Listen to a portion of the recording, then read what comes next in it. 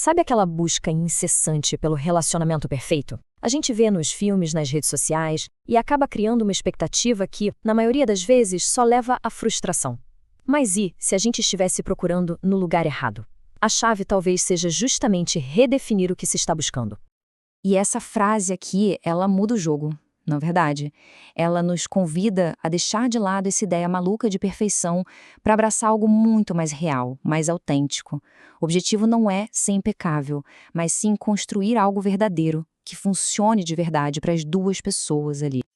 Essa pergunta é o coração da nossa análise de hoje. Porque muitas vezes os maiores desafios de uma relação, eles não vêm de fora, eles vêm de dentro, das nossas próprias batalhas internas. Então, antes de querer construir uma ponte até o outro, é fundamental entender o próprio terreno. Vamos dar uma olhada em 3 barreiras internas que, muitas vezes, sem a gente nem perceber, acabam sabotando as nossas conexões. A mentalidade de vítima, olha, ela é como um veneno para qualquer relacionamento. Ela simplesmente impede o crescimento. Pensa bem, se a culpa é sempre do outro, não há nada para mudar em si, certo? É um ciclo vicioso que nos impede de evoluir e de tomar as rédeas da nossa própria história. Já a insegurança, ela funciona como um filtro que distorce tudo. Um simples bom dia que não veio pode virar uma prova de rejeição. A pessoa insegura vive achando que tudo que os outros fazem é uma opinião sobre ela.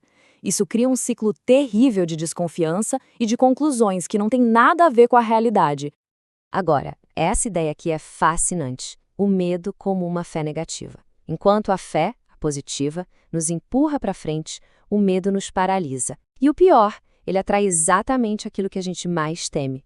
Ele nos impede de ser vulneráveis, que é um ingrediente assim, essencial para ter intimidade de verdade.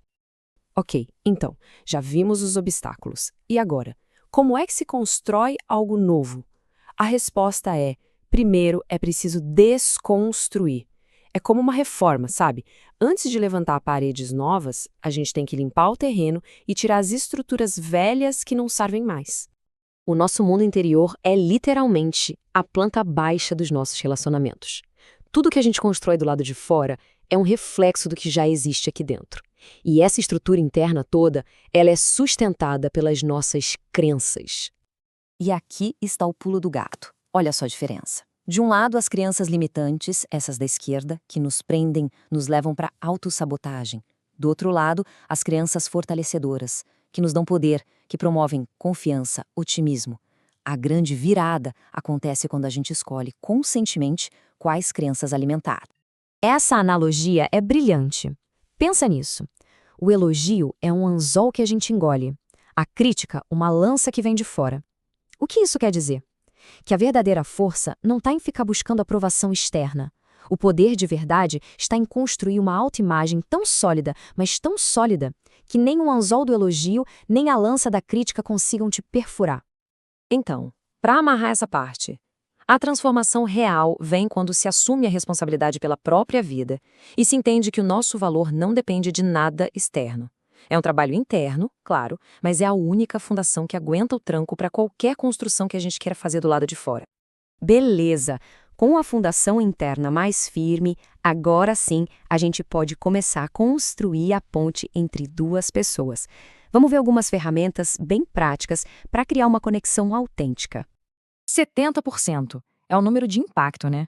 O que será que ele representa nesse universo dos relacionamentos? E tá aí a resposta. A grande, imensa maioria dos problemas é, na verdade, um problema de comunicação. Isso só mostra o poder absurdo que essa ferramenta tem. Dominar a comunicação não é só uma coisinha útil, é transformador. Para construir essa conexão, a gente pode pensar em 3 pilares básicos. Primeiro, alinhar os valores, para garantir que os dois estão remando na mesma direção. Segundo, dominar a comunicação, para evitar aqueles 70% de conflitos que nem precisavam existir. E terceiro, cultivar a intimidade em todas as suas formas. E é isso, intimidade vai muito, mas muito além do físico. Ela tem várias dimensões. A emocional, de compartilhar sentimentos. A intelectual, de trocar ideias. A financeira, de planejar o futuro juntos. Tem até a intimidade digital, que é sobre como o casal lida com privacidade e redes sociais. Um relacionamento forte de verdade cultiva essa conexão em várias dessas áreas, não em uma só. Então vamos fechar essa nossa análise voltando para aquela ideia de perfeição, mas agora com um novo olhar, com uma nova definição.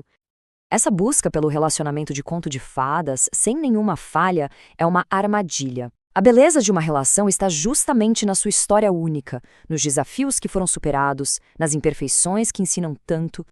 E aqui está a definição que muda tudo. O relacionamento perfeito, na verdade, não é aquele que parece bonito na foto, mas aquele que faz sentido para o casal.